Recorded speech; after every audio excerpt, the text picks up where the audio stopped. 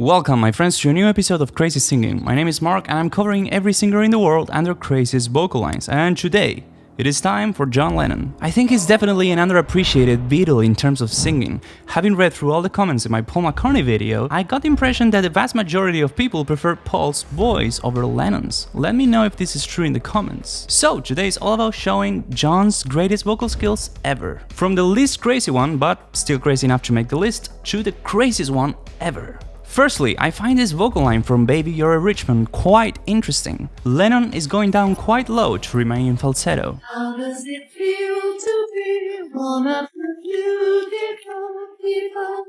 If you take your falsetto and you make it go down, you'll realize it cracks, but backwards, back into your speaking voice, like ah. Sometimes this break can be hard to manage, especially on vocal lines like the one John is singing, which spans over 11 semitones in just one line. Now that you know who you are. Here John is proving a mastery of the blending of his vocal registers, something achieved through proper airflow usage and resulting in sounding consistent throughout the entire phrase. On spot number 6 we get really crazy with this vocal line from I Want You, She's So Heavy. Lennon will be hitting 2 notes over his vocal passage, which means out of his comfort zone in singing terms, but he will get the notes easily and with a great rock and roll distortion. You know I want you so bad, babe. Amazing tone, especially on the word you, which has a closed vowel. I want you.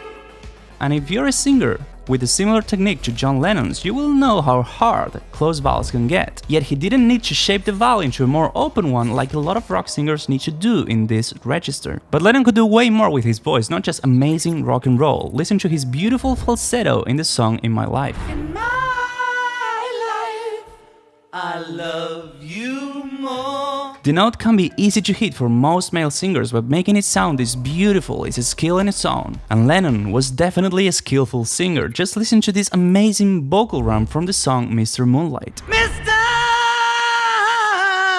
Moonlight. He's going absurdly high here for a singer usually considered a baritone. And he's sounding the raspiest I've ever heard him sound. This note is an impressive deed for a baritone indeed, but he didn't let this voice classification define or limit his singing. On the next spot, he will sing an incredible tenor high C on the song What You Got.